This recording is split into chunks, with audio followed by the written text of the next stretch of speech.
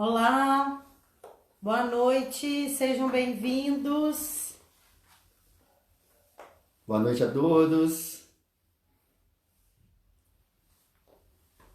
Vamos lá, deixa eu ver quem já entrou aí. A Francisquinha já entrou. Laísa entrou. Clube da Casa PA, boa noite.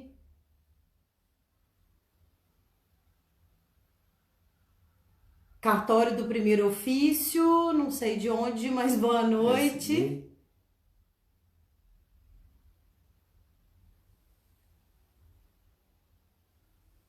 Sejam bem-vindos.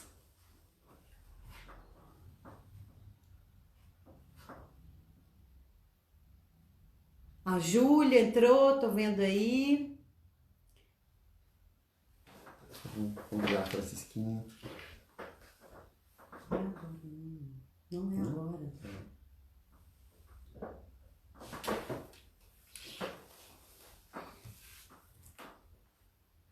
Lenise, boa noite, Jana, Mauro.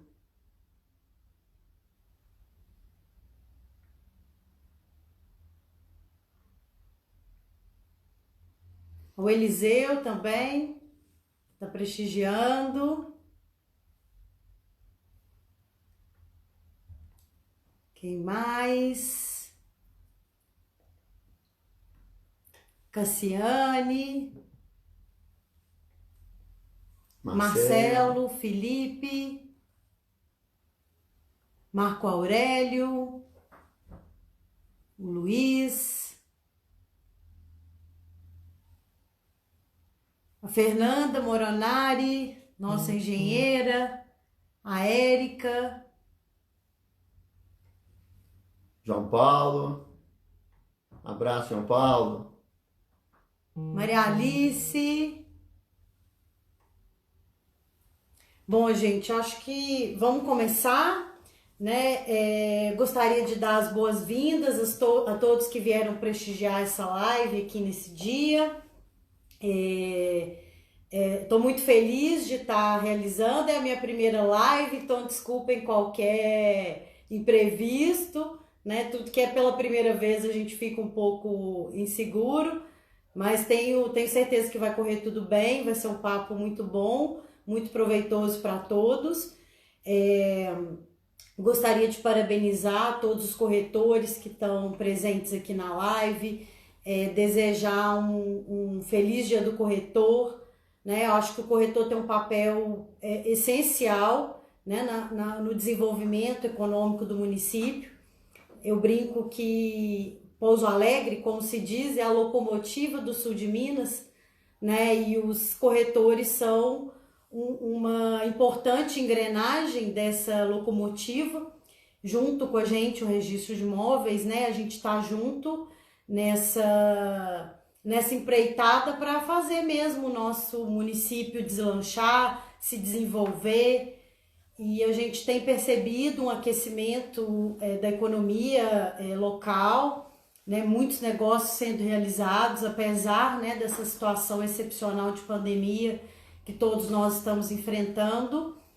Enfim, mas eu gostaria de dizer que nós respeitamos muito o trabalho dos corretores, entendemos que são parceiros muito importantes nesse processo nosso, né, de desenvolvimento, de atores do desenvolvimento econômico do município, e gostaria de dizer que o Registro de Imóveis de Pouso Alegre está sempre de portas abertas para todos vocês, e que nós, né, Lívia, oficial do Registro de Imóveis, e o Fabiano, o oficial substituto, nós estamos sempre à disposição de vocês para o que precisarem. Bom, eu sou o Fabiano, oficial substituto do Registro de Imóveis de Pouso Alegre. Gostaria também de parabenizar a todos os nossos amigos corretores de imóveis, né, pelo seu dia, por esse papel tão importante, né, na realização do sonho das pessoas. Eu costumo falar que os corretores são como os tradutores dos sonhos.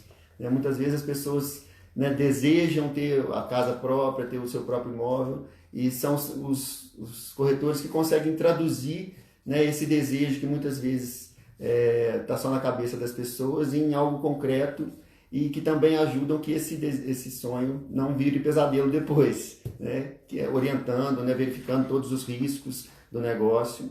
Então, é um papel essencial no desenvolvimento do município, né, na realização de negócios entre os particulares. Então, a gente queria, né, parabenizar a todos e falar mais uma vez, como a Lívia já ressaltou, que a gente está à disposição de todo mundo para orientar, né, para esclarecer qualquer dúvida sobre a situação dos imóveis, para que tudo seja feito com transparência, com segurança por todas as partes, né, para evitar litígios futuros. Então, contem conosco para o que precisarem. Somos parceiros, estamos aqui para ajudá-los.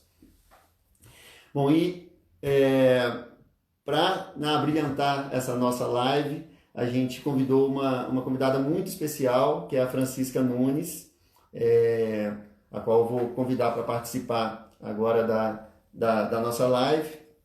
A Francisca Nunes é corretora de imóveis há 38 anos no mercado imobiliário de Pouso Alegre. É sócia proprietária de uma construtora credenciada pelo Conselho Regional de Corretores de Imóveis do Estado de Minas Gerais.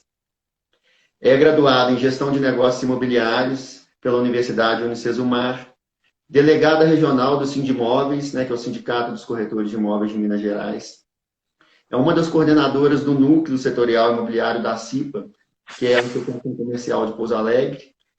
Juntamente com o corretor de imóveis, delegado regional e conselheiro do Cresce, o senhor José Tadeu de Pereira Carvalho, nosso amigo Tadeu também. O núcleo de corretores da CIPA, né, da qual a Francisca é delegada, foi premiado pela Federaminas como o núcleo de destaque do Estado nos anos de 2015 e 2016.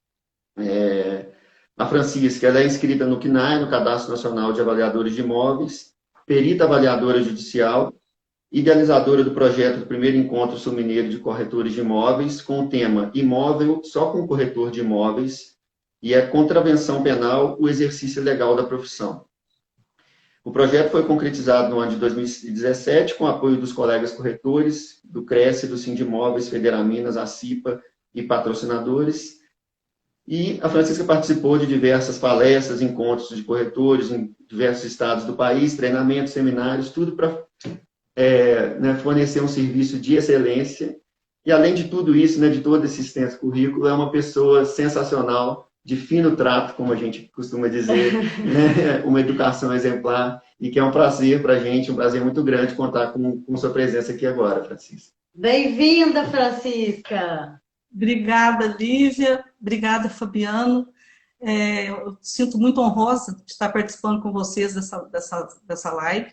Vocês que estiveram desde o início, quando chegaram a Pouso Alegre, participando conosco de encontros, de seminários, de cursos, enfim. Vocês sempre estiveram conosco, né, em forma de parceria.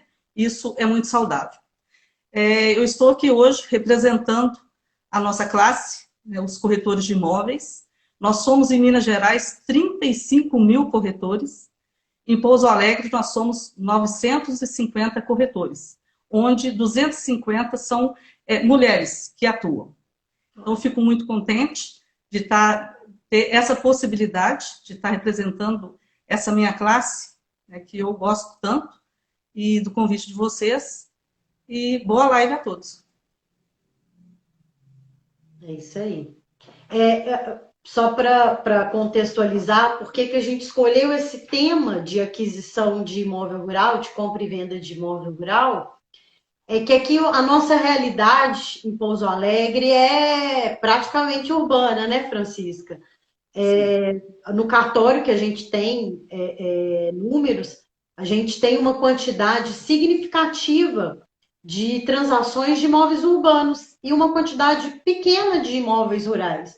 E tanto eu quanto o Fabiano viemos de uma outra serventia, né, outro cartório de registro de imóveis, em Bueno Brandão, onde lá 90% das negociações eram de imóveis rurais. Então, a gente adquiriu, digamos que uma expertise em imóvel rural, nós ficamos 4 anos lá, fizemos um trabalho bem interessante, conseguimos uma mobilização bem grande da população para regularizar os imóveis, né? Enquanto estivemos lá, foram regularizados cerca de 2.000 imóveis rurais, né? Um número para um município pequeno, de 12 mil habitantes, mais ou menos, é um número bem considerável.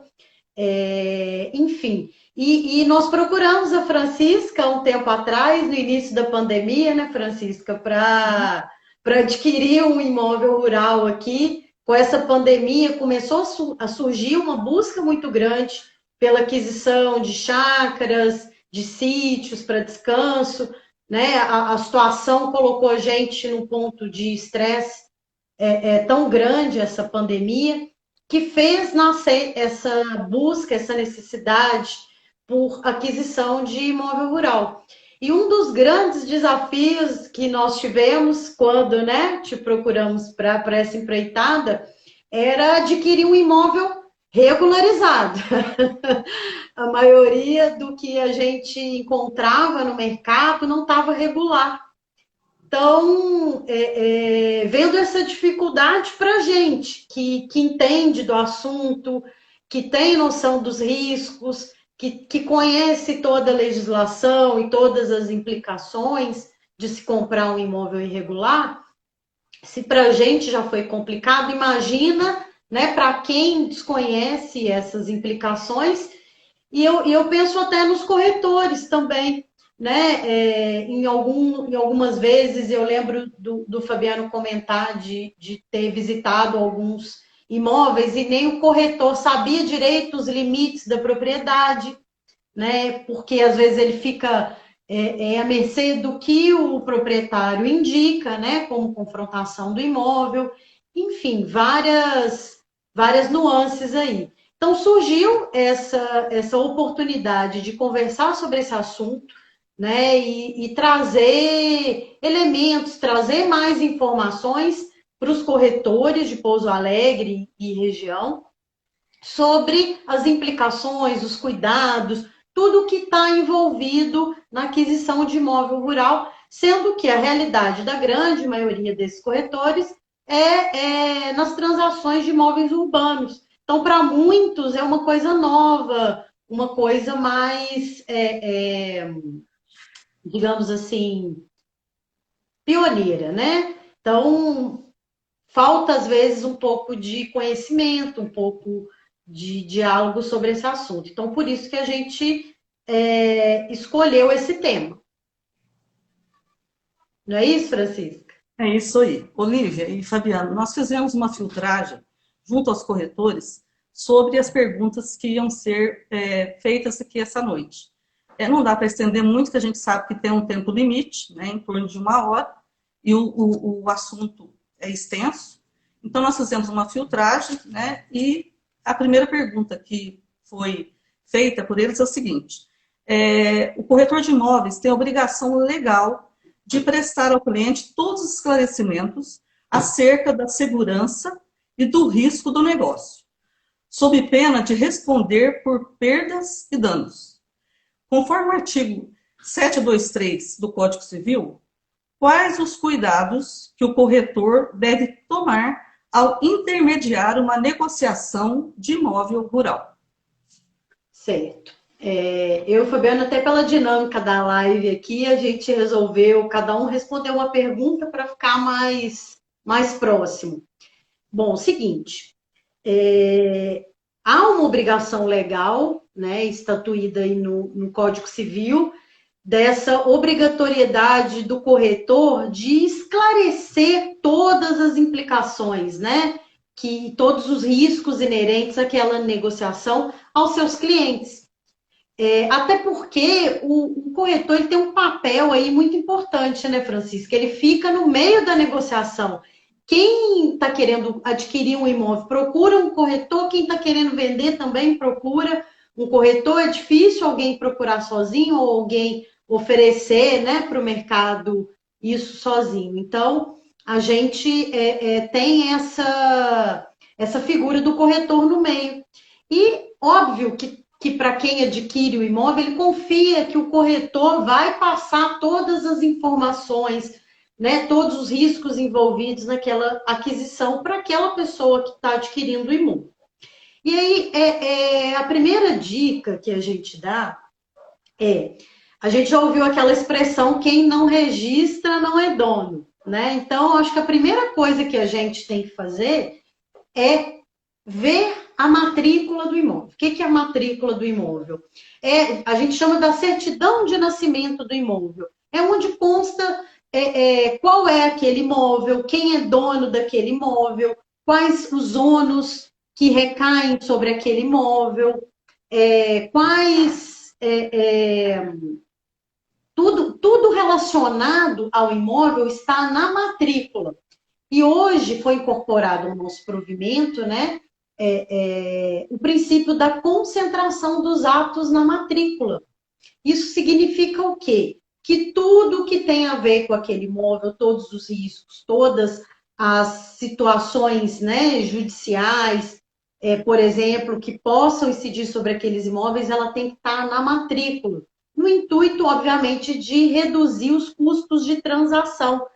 Porque antes, né, da incorporação desse princípio da concentração da matrícula, que hoje, inclusive, está previsto em lei federal, se eu quisesse adquirir um imóvel e o proprietário do imóvel fosse réu em diversas ações pelo país inteiro e essas ações não tivessem, né, averbadas na matrícula, para ter segurança no meu negócio, eu tinha que percorrer, né, todos os tribunais de todos os estados para identificar quais as possíveis ações incidentes sobre aquele imóvel. Então, hoje, com o princípio da concentração, tudo, né, em regra, tem que estar na matrícula. E como obter essa matrícula do imóvel? Hoje, ela é obtida por meio de certidões expedidas pelos registros de imóveis da situação, né, do imóvel.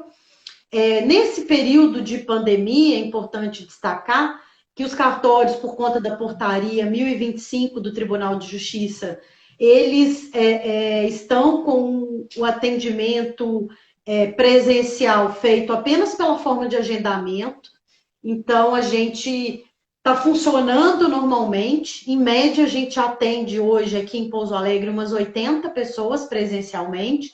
E são feitos uns 300 ou mais atendimentos pelos canais remotos, né? Hoje a gente atende pelo telefone, pelo WhatsApp, que é o canal que tem sido mais procurado e é o que a gente mais recomenda, e por e-mail, né? É só acessar o nosso site, ripousoalegre.com.br. Lá você vai ter todas as informações, todos os nossos canais de acesso remoto.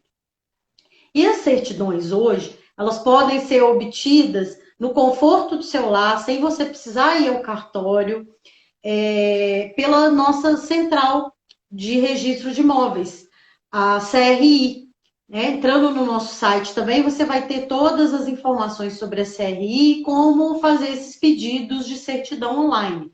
Essas certidões online, que é o inteiro teor da matrícula, né, que traz ali toda a cadeia de titularidades e de ocorrências com aquele imóvel, elas são emitidas, devem ser emitidas em no máximo 2 horas. Então, qualquer corretor em 2 horas ele consegue ter uma certidão de inteiro teor da matrícula. Isso é previsto, né, por normativas do Tribunal de Justiça. Então, vale para o estado todo, em qualquer cartório de registro de imóveis de Minas Gerais, você consegue obter uma certidão de inteiro teor em até 2 horas. E custa, quanto custa? 27,30 uma certidão dessa. Uma alternativa mais econômica e que viabiliza também ter o acesso a essas informações é pela visualização das matrículas. Você consegue também pela CRI visualizar a matrícula. Ela não tem valor de certidão, mas você consegue visualizar todo o conteúdo da matrícula e custa R$ 6,29.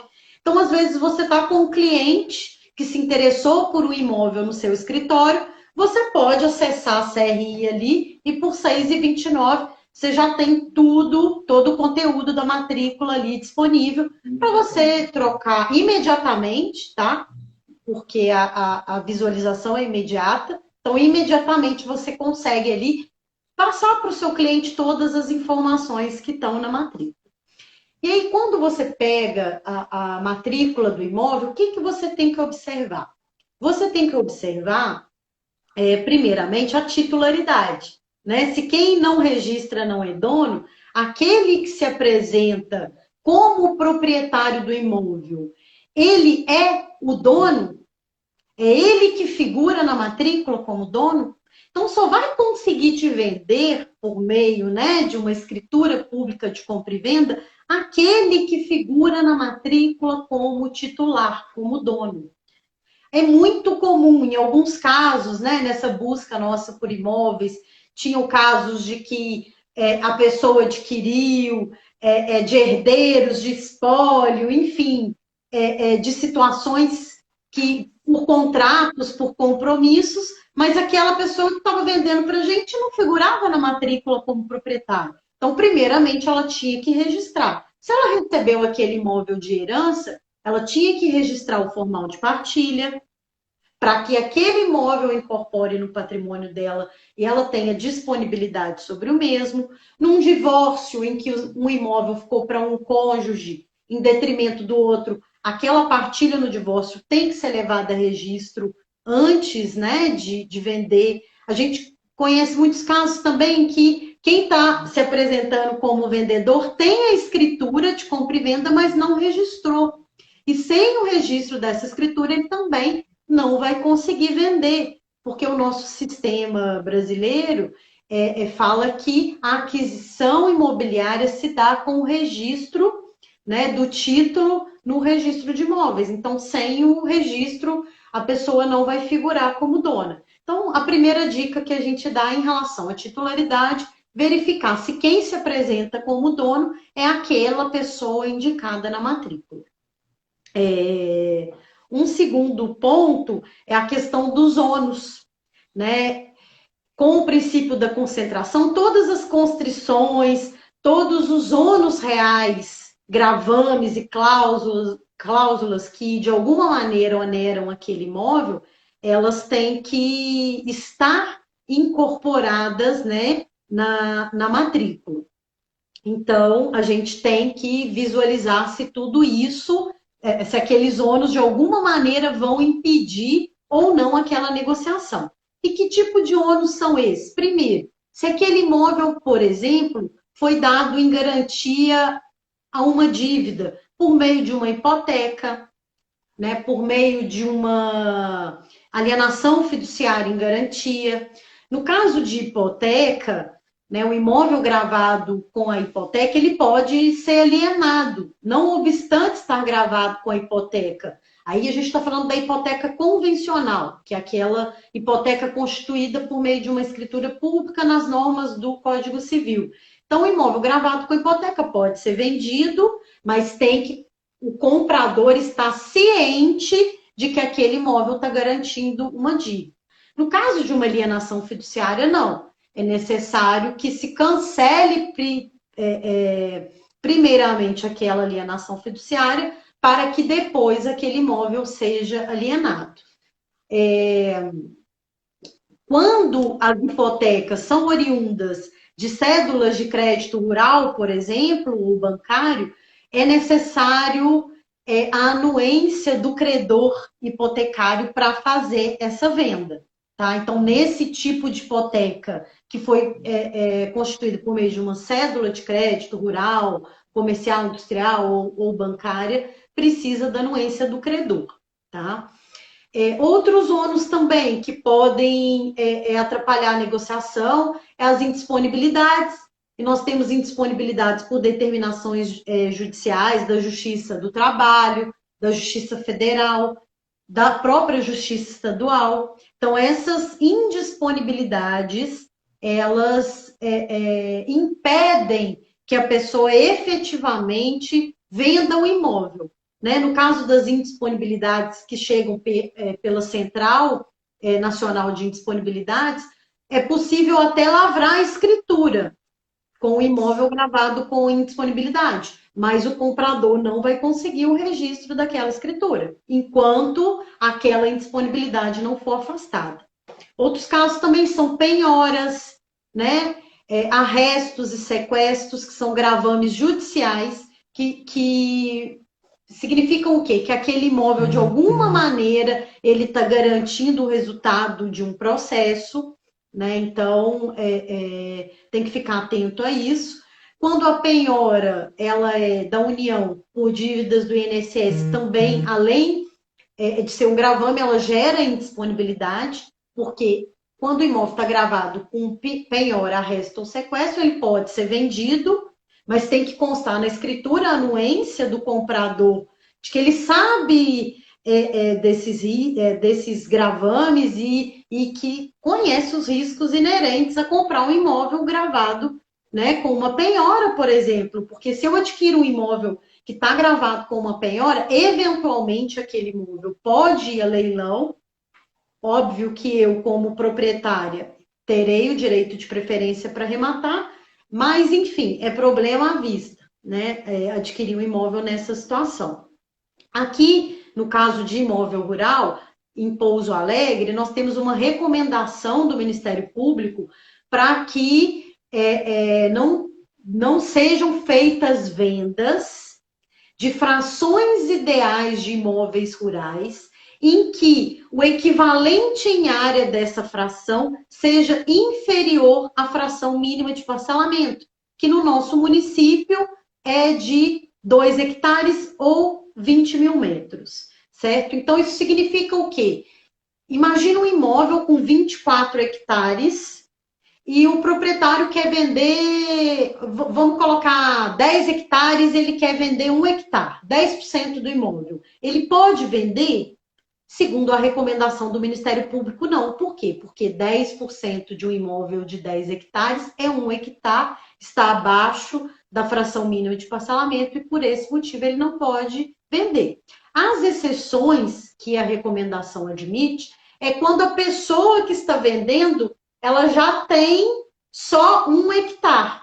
Então, se na matrícula o vendedor tem 10% equivalente a 1 hectare, nesse caso, sim, é possível a venda, porque ele tem aquela fração ideal e ele está vendendo toda a fração ideal. O que ele não pode é vender para 2 pessoas distintas, para uma 5% e para outra 5%. Ou seja, aumentar o número de condôminos. Tá? Pode ser vendido também para outras pessoas que já são condôminas do imóvel. Então, se, por exemplo, eu e o Fabiano somos donos desse imóvel de 10 hectares, eu tenho 50% e ele 50%, ele pode me vender 10%, que equivale a 1, porque eu já sou condômina e ele também.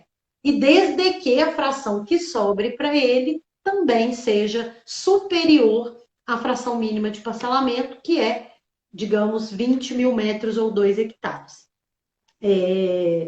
Outras coisas também que é bom já verificar se o imóvel tem, que são os cadastros obrigatórios, que é o cadastro no INCRA, por meio do CCIR, que é o Certificado de Cadastro de Imóvel Rural. Ele é anual, agora no início desse mês de agosto ele já foi emitido, né, o CCIR de 2020. Então é importante ver se o imóvel está cadastrado no INCRA, se está em dia, né, com os pagamentos dessas anuidades.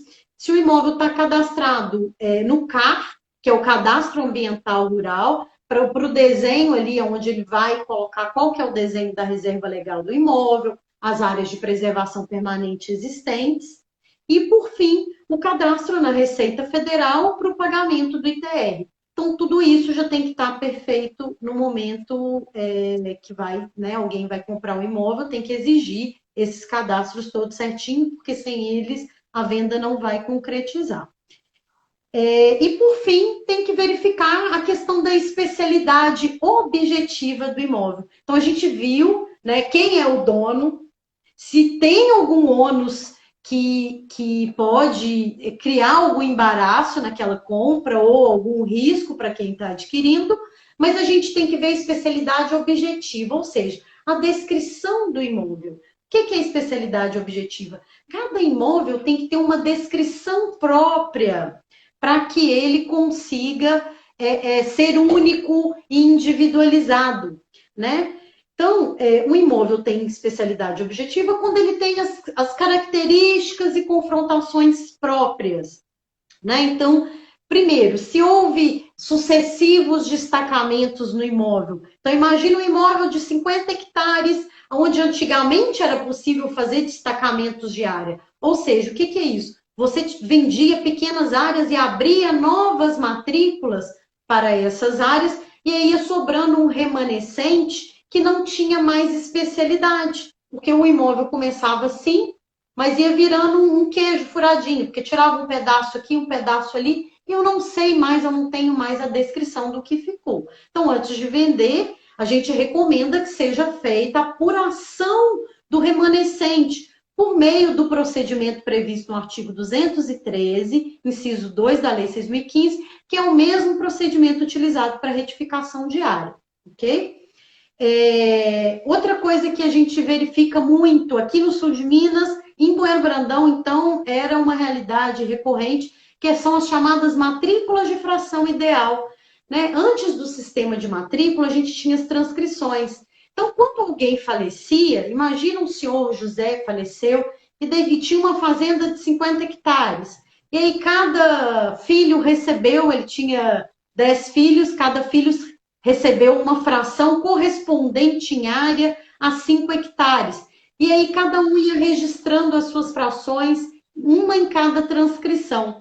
E aí, quando migrou para o sistema de matrícula, em 1976, ao invés de se recompor todas aquelas frações, abrir a matrícula de 50 hectares e colocar todos os herdeiros como proprietário, abrir uma matrícula única para os 5 hectares, em comum com os demais. Essa é a chamada matrícula de fração ideal, e uma forma de regularizar a mesma é por meio da extremação. E, por fim, a gente recomenda que os imóveis rurais eles sejam georreferenciados, porque o imóvel georreferenciado, apesar da exigência do geo ser apenas para imóveis com área superior hoje a 100 hectares, a gente recomenda que quem vai adquirir um imóvel que faça esse georreferenciamento, né? Por exemplo, o Fabiano foi olhar um imóvel rural e aí o corretor falou, ó, divisa começa aqui, termina aqui, vai ali. Só que esse imóvel já estava georreferenciado. E aí, quando ele foi olhar a matrícula, ele viu que aquela indicação de confrontação feita pelo corretor estava equivocada. E a população de Pouso Alegre, né, tem o privilégio de ter um cartório de registro de imóveis zeloso para fazer uma matrícula que conste, né? Aqui um exemplo que eu montei para vocês, não sei se vai ficar bom de ver, mas na nossa matrícula, esse aqui é um exemplo de um modelo de matrícula nossa, em que já vem aqui todos os pontos, né? Um pequeno croquis do imóvel, com a localização georreferenciada dele, né? Com todos os pontos georreferenciados, que qualquer responsável técnico, por meio deles, consegue reproduzir. Então, com isso, você consegue ter uma segurança maior sobre essas aquisições, porque você vai ter uma certeza maior qual é a conformação física do imóvel. Hoje a gente tem um setor de engenharia no cartório, nós temos 2 engenheiros, 3 estagiários de engenharia, que cuidam para que essas matrículas fiquem bonitinhas assim, desse jeito, e para que a gente monte um mosaico, e com isso a gente evita sobreposições de área, enfim, a gente evita vários conflitos. Mas o que eu gostaria de deixar claro aqui, que por meio da matrícula é que vocês vão encontrar todas as informações que vocês precisam para dar total garantia e segurança para o cliente de vocês quanto à aquisição, tá bom? Bacana, Lívia. Notícia boa, essa questão da matrícula, esse acesso rápido que a gente pode ter junto ao cartório, não somente para a operação de vendas, mas também de locação. Então, é muito importante, né? E por esse valor aí fica bem mais acessível. Com relação ao procedimento numa intermediação imobiliária, quando acontece a venda, o ideal em imóvel urbano já é a gente ir lá no cartório e buscar informação, né, junto ao cartório de registro de imóveis. Numa situação de venda de imóvel rural, onde tem muito mais situações diferentes, APPs, reserva legal, multa ambiental, enfim. O ideal realmente é ir ao cartório, né, ou retirar pela internet, mas normalmente o teor que consta na matrícula é muita informação. E o ideal é realmente que a pessoa, o profissional que trabalha no cartório, faça essa interpretação para a gente. Então, assim, o caminho mesmo mais seguro é ir ao cartório e pedir uma matrícula atualizada e, se houver necessidade, um agendamento com o profissional para estar esclarecendo as dúvidas que normalmente surgem, né? Sim. E parabéns pelo trabalho aí, a questão do georreferenciamento, essa união de tecnologia e execução dela, isso é muito importante, né? Então, é muita inovação e parabéns. E foi bom, Francisca, você falar, a gente está com um cronograma, a gente pretende agora, né, que a gente aprendeu a fazer live, a fazer alguns cursos, e um dos primeiros que está no nosso cronograma é sobre interpretação, né, da matrícula. Então, sigam o registro de imóveis aí nas redes sociais, que vocês vão ser informados, tá, desse curso, né? Vai ter curso de condomínio, de retificação, de interpretação de matrícula, enfim, tem várias novidades aí que até o final do ano vocês vão ter acesso, tá bom? Maravilha. Obrigada, Lívia. A próxima pergunta agora eu vou fazer para o Fabiano. Tá, joia. Obrigada. Ô, Fabiano, quais as implicações jurídicas da aquisição como fração ideal, condomínio geral? E quais as possibilidades de quem tem uma fração ideal passar a ter um imóvel autônomo? Qual que é aí?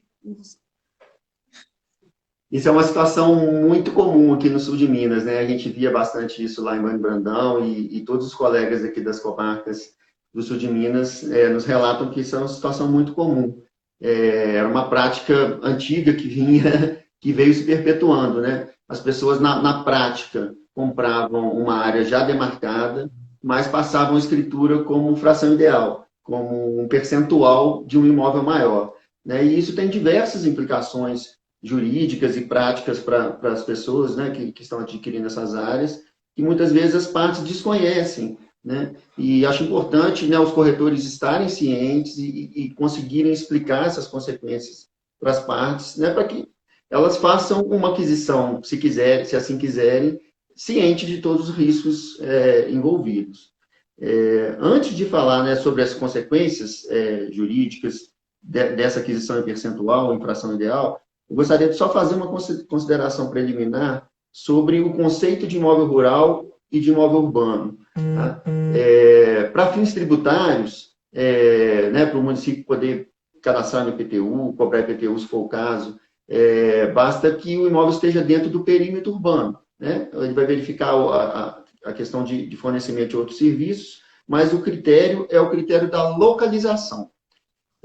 Já para o Estatuto da Terra, né, para fins cadastrais, para fins de parcelamento, o conceito de imóvel rural é o conceito da destinação e não o conceito da localização. Então, é possível que exista um imóvel rural dentro do perímetro urbano se ele tiver a destinação rural, a destinação de agro-silvio-pastoril, né, de alguma plantação, de criação de animais ou de plantação de árvores, etc. Né? Da mesma forma que é possível ter um imóvel com destinação urbana na zona rural, né? No caso de uma escola, ou esses postos de gasolina na beira de rodovias, restaurante na beira de rodovias. Então, existe essa diferenciação entre os conceitos de imóvel rural e urbano, tá? Para fins tributários é o conceito da localização e para fins de parcelamento é o conceito da destinação, certo? Então, essa né, conceituação preliminar vai ser importante depois na hora que a gente falar das possibilidades de extinguir esse condomínio de fração ideal. Né? Então, voltando, né, para a sua primeira pergunta, quais são as consequências, as implicações da pessoa adquirir uma área como fração ideal? Né?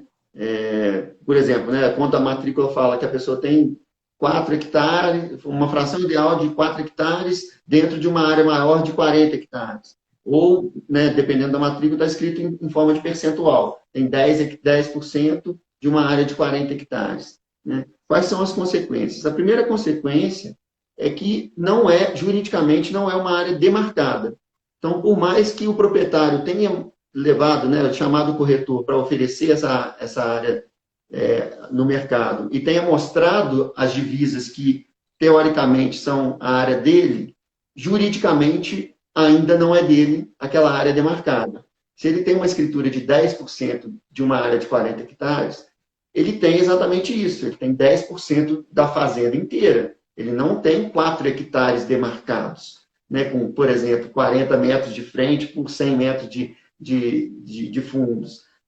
Juridicamente não é isso, a escritura dele não diz isso. A escritura dele diz que ele tem 10% de 40 hectares. O que isso implica? Implica que é uma situação de condomínio geral. Tanto o terreno quanto todas as benfeitorias existentes no imóvel integral pertencem a todos os condôminos na proporção de seus percentuais. Então, se existe uma casa, né, na gleba lá do vizinho, que em tese, né, não é esses 4 hectares que estão sendo vendidos, essa pessoa que tem 10 hectares tem 10% daquela casa também. E o inverso também é verdade. Né? Se existe, por exemplo, uma mansão aqui com piscina, com tudo, nessa área de 4 hectares, que em tese a pessoa está oferecendo, mas que na realidade, juridicamente, é um percentual de 10% de uma fazenda de 40 hectares, todos os demais condôminos que constam na matrícula com os outros 90% também possuem 90% dessa benfeitoria que faz parte do todo, certo? Então, enquanto não for extinto esse condomínio geral, a situação jurídica é que todos os proprietários, todos os condôminos são donos, são proprietários de todas as benfeitorias na proporção de seus percentuais. Não existem áreas de uso exclusivo, certo? É uma situação de condomínio geral. Então, essa é a primeira implicação que a pessoa que, né, vier a ter interesse em adquirir uma área que consta juridicamente na matrícula como fração ideal, ele deve ter ciência disso. A segunda consequência diz respeito ao direito de preferência. Então, se são 10 condôminos na matrícula, certo? Cada um tem 10%, e eu tenho esses 10% que equivalem a 4 hectares, chego na Francisquinha e vou oferecer esses 10% para colocar à venda. Né?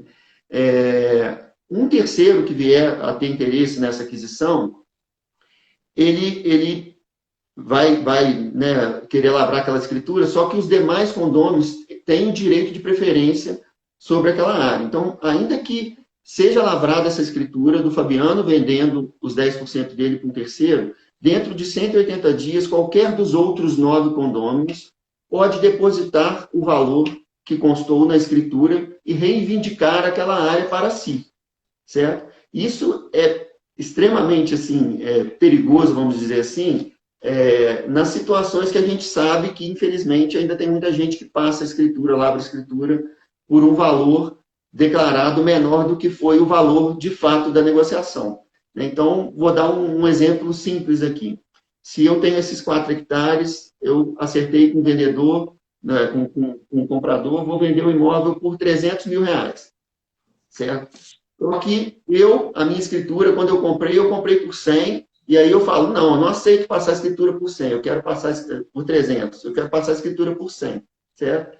E aí, porque eu não quero pagar imposto de ganho de capital, a gente sabe que isso é uma prática legal, mas que, infelizmente, tem muita gente que ainda faz dessa forma. O que vai acontecer? Né? O comprador está pagando 300, está lavrando uma escritura constando que pagou só 100, e aí qualquer dos outros 9 condôminos pode depositar apenas R$100 mil em uma área que, de fato, eu recebi 300 mil para vender, certo?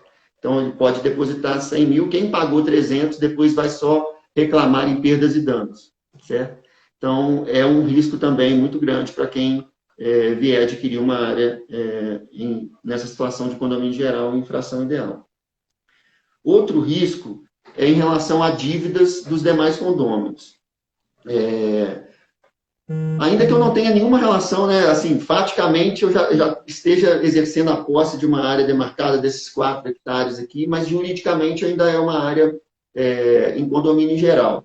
Se tem um outro vizinho que está dentro dessa fazenda grande de 40 hectares, que responde por dívidas trabalhistas, por dívidas fiscais de INSS e tudo mais, um juiz pode decidir levar a leilão, levar à praça, o imóvel inteiro, a fazenda inteira, tá?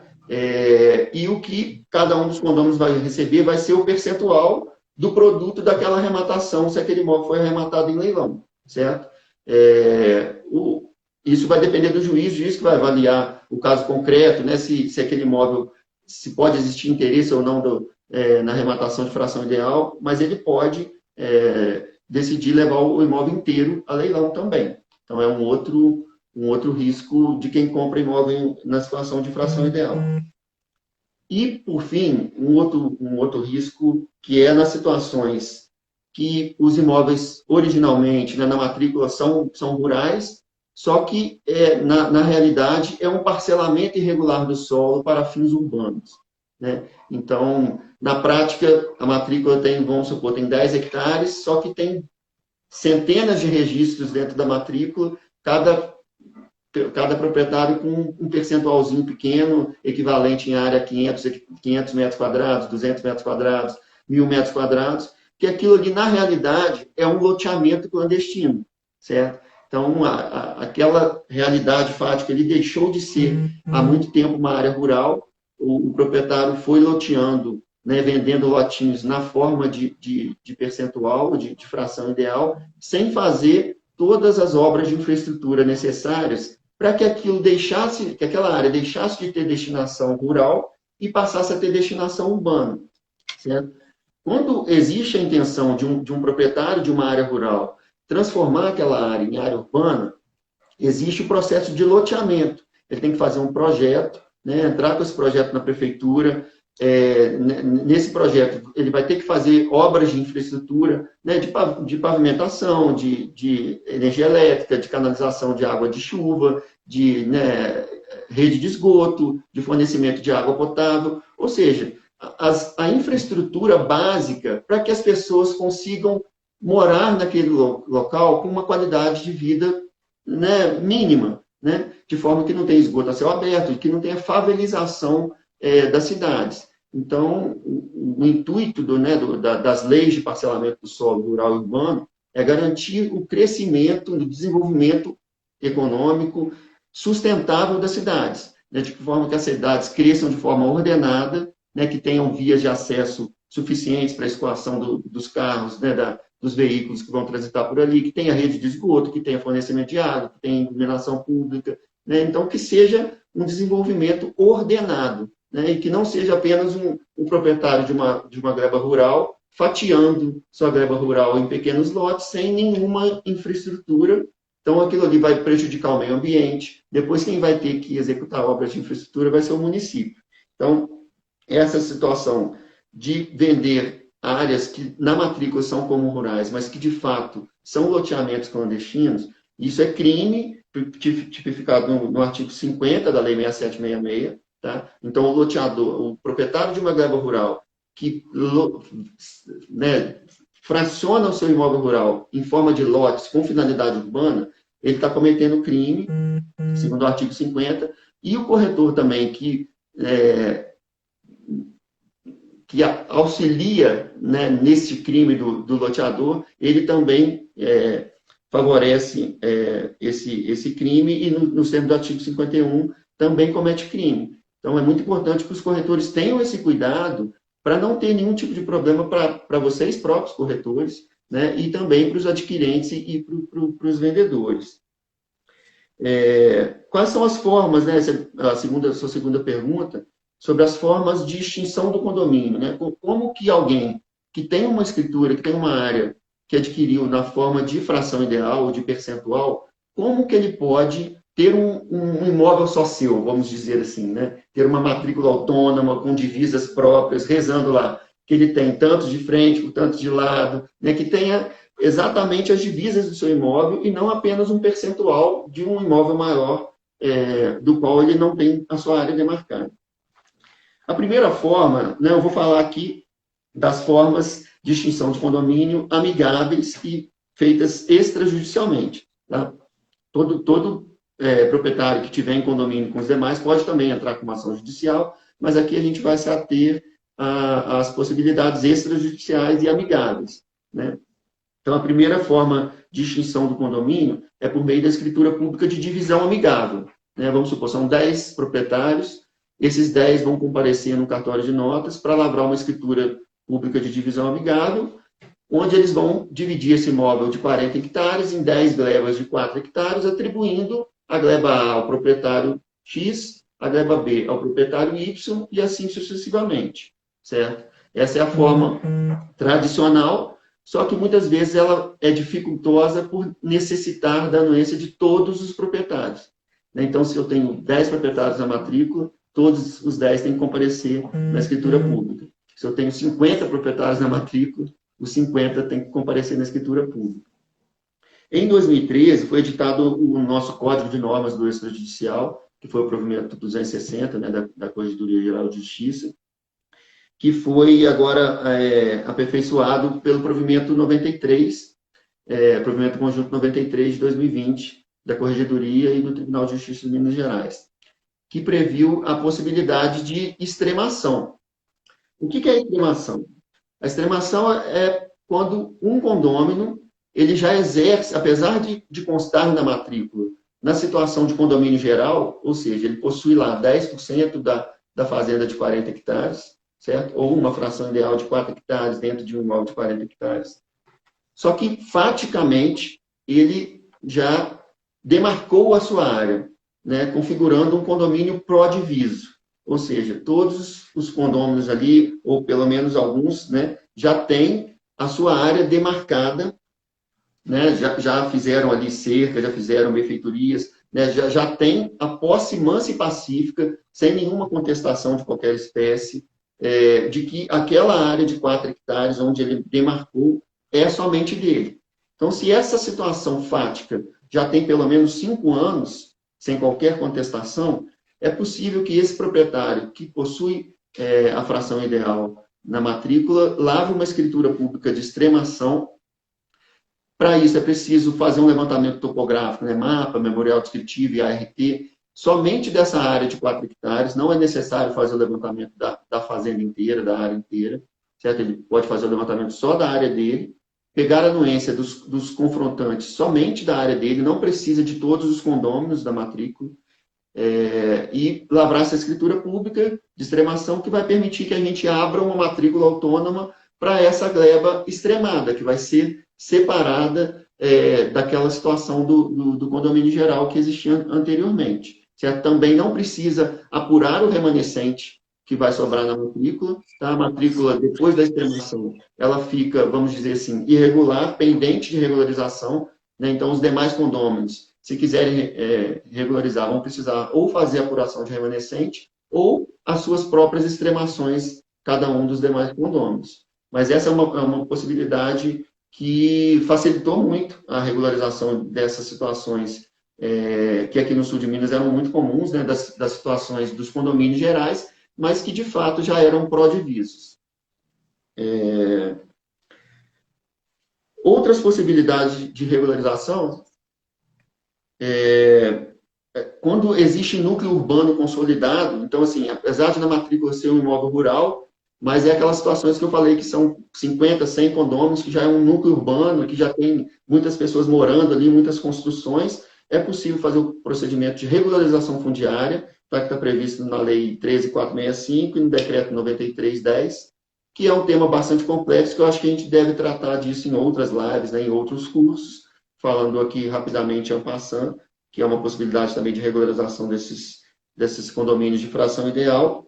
E o município de Pouso Alegre, especificamente, possui uma lei de chacreamento, que é a Lei Municipal 5526, tá? Que flexibiliza alguns parâmetros urbanísticos dos loteamentos tradicionais. Tá? Então, ele permite que sejam criados esses loteamentos de chácaras de recreio, vamos chamar assim, que tenham no mínimo 1.000 metros quadrados de área cada chácara, e que tenha, né, que seja feito pelo empreendedor obras de infraestrutura mínimas também para minimizar os impactos no meio ambiente e permitir que seja feito, né, a ocupação ordenada do solo também para esse fim de chácaras de recreio. Tem que fazer contenção de águas, abastecimento de água potável, rede de esgoto, energia elétrica, coleta particular de lixo. Então, está tudo elencado lá nessa lei também, 5526, Lei Municipal de Pouso Alegre. Tá? O chacreamento exige que o imóvel esteja dentro do perímetro urbano. Tá? A regularização fundiária não permite também que seja feita a regularização em área rural. Então, né, são muitas possibilidades. A gente pretende fazer vários cursos depois, né? Acompanhe nossas redes sociais. Vamos criar um canal no YouTube agora também, além do Instagram, do Facebook. Então, acompanhe-nos, sigam-nos nas redes sociais, que a gente pretende fazer cursos específicos de cada um desses temas. Ok? Obrigada, Fabiano. É um assunto realmente muito, muito sério, né? O que as imobiliárias, os corretores ouvem normalmente. O cliente chega para anunciar o imóvel rural e a gente pergunta qual é a situação do seu imóvel. Ele fala, está tudo ok, está tudo certo. E, na realidade, ele tem desconhecimento que não está. Às vezes é o único patrimônio que ele tem aquela expectativa de venda e realmente não consegue. Então, aí que entra o papel do corretor, né? A importância do conhecimento do corretor de estar conduzindo essa negociação ou para venda ou para aquisição. A região nossa aqui de Minas, onde vai, o pessoal fala, nossa, Minas Gerais, as terras ótimas, solo, clima. Então, a gente tem muitas possibilidades. O corretor pode estar participando de uma negociação, de uma avaliação, de uma intermediação de áreas para reservas ambientais. Então, tem um universo muito grande que o corretor pode estar colaborando significativamente para conduzir com segurança essa negociação e estar colaborando com o seu cliente. Quantos minutos nós temos ainda restantes? Está quase em cima da hora? 2? Ai, gente, eu não acredito. Então, só um minutinho. Hoje, faz 58 anos que houve a regularização da profissão do corretor de imóveis. Eu tenho muito orgulho de ser corretora e agradeço todos que estão aí. Eu queria falar um por um, mas acho que não vai haver possibilidade, né? Obrigada a vocês, né, pela possibilidade. Obrigada aos meus colegas, meus parceiros, à minha família e a todos que assistiram essa live. Muitíssimo obrigada. Eu vi que muita gente postou dúvidas. Podem encaminhar suas perguntas para o nosso e-mail ou para o nosso WhatsApp que a gente responde, tá? É só visitar o nosso site que vocês vão ter lá todas as informações. Francisco, eu gostaria de agradecer muito. O tempo é curto, em 1 hora, né? 3 pessoas que gostam de falar bastante, né? Sim. É difícil, mas foi bom a gente estabelecer mais esse canal de comunicação, né? E espero que ele seja efetivo. Estamos aqui hoje para celebrar, né, todos os corretores, a sua pessoa, que é uma exímia corretora, é uma pessoa corretíssima. É um exemplo mesmo, eu acho, como pessoa, como corretor, como profissional, tudo impecável, tudo muito bem feito, você está de parabéns, tá? E na sua pessoa aqui eu quero parabenizar hoje a todos os corretores. Obrigada, Fabiano, obrigada, Lívia. Muito obrigado, Cristina. É um prazer a gente poder tê-la aqui hoje, né? Parabenizar mais uma vez todos os corretores, né? Por esse trabalho tão importante que é de orientação, de tradução dos sonhos das pessoas de adquirir os seus imóveis, né? Contem conosco, né? Os cartórios hoje, eles são elementos de desburocratização, então diversos procedimentos que antes somente eram feitos judicialmente, hoje podem ser feitos extrajudicialmente. Então, o nosso papel, isso veio no Código de Normas, é de simplificar e facilitar, viabilizar o registro. Então, contem conosco para tudo que precisarem, esclarecimento de dúvidas, que a nossa intenção é atuar como parceiros mesmo na viabilização dos negócios. Obrigada. E essa vai ser a primeira de muitas lives, se Deus quiser. Sim, um abraço. Boa noite a todos. Muito obrigada, Obrigado a pela todos, audiência de Carolina. todos. Até mais. Obrigada, pessoal. Tchau. Tchau, obrigada.